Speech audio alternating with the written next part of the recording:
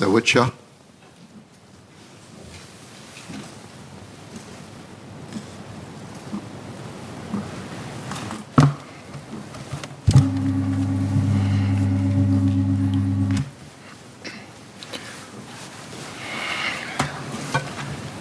Mr. Chairman, sir, our economy remains vital to Singaporeans' livelihoods. There are 4 key areas that I would like to focus on: the progress of the Fair Tenancy Code of Conduct, 2, our business hub status, 3, opportunities and support for our businesses in our region post-COVID-19, and 4, deepening our ecosystem and collaboration among MNCs and local companies. While Singapore's economic recovery has been led by trade-related and manufacturing sectors, this does not fully reflect all sectors, and there are still sectors that continue to operate below pre-COVID-19 levels. This uneven recovery amongst businesses can potentially lead to wage disparities. Consumer-facing businesses continue to feel the prolonged impact of the COVID-19 pandemic. Added to this, COVID-19 has also highlighted structural issues faced by consumer-facing businesses. A notable structural challenge is one of tenancies. As many operate in spaces by way of tenancies, an unbalanced relationship and onerous tenancy conditions have exacerbated challenges faced by SMEs. Nevertheless, during the COVID-19 pandemic, various industry associations such as SBF, SMEC, ASME, RAS, SRA, SG Tough, Readers and RETAS had come together to develop the Code of Conduct for Fair Tenancies. Such Code of Conduct provides a fairer tenancy agreement outcome for all parties, which sets the basis for business survivability and sustainable growth for both landlords and tenants.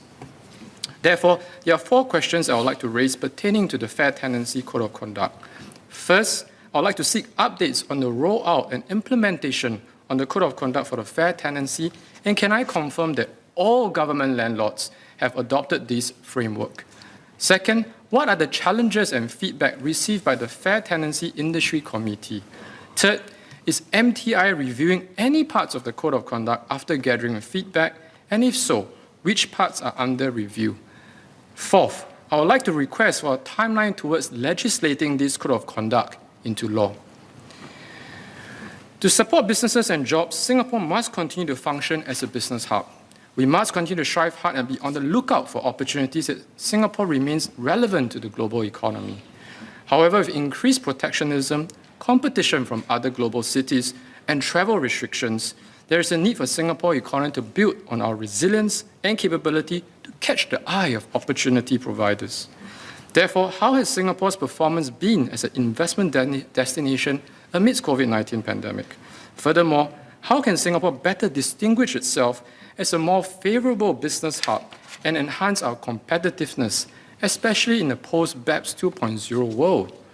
What are the anticipated headwinds for Singapore, and how are we positioning ourselves? Asia's economy continues to be a great value to Singapore, and likewise, there is great potential from emerging markets on which we can tap. As a global Asian node, how is Singapore supporting our firms to capture opportunities in these markets? And how has support differed compared to pre-COVID-19 times when the situation was different? Also, what is MTI's assessment of our regional economies, especially the rise in public and household debts due to COVID-19?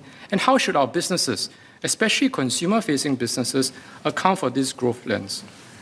What are the concrete steps that Singapore is taking to strengthen our overall trade, economic, digital linkages with other relevant economic partners? The various support grants that MTI have provided for enterprises, such as the Enterprise Development Grant, have been timely support to local enterprises in their transformation. In addition to developmental grants, how do we foster stronger partnership with MNCs and SMEs to help our enterprises collectively seize new opportunities in the global economy that is increasingly competitive? What are the strategies to deepen our ecosystem of business and collaborations to provide Singapore a competitive advantage in the global economy? Lastly, how can we translate these strategies into increased productivity in SMEs as they face manpower and cash flow challenges? Overall, as Singapore continues to recover and build new engines of growth, we must ensure that we exit this pandemic with an inclusive recovery in all sectors and industries. Thank you.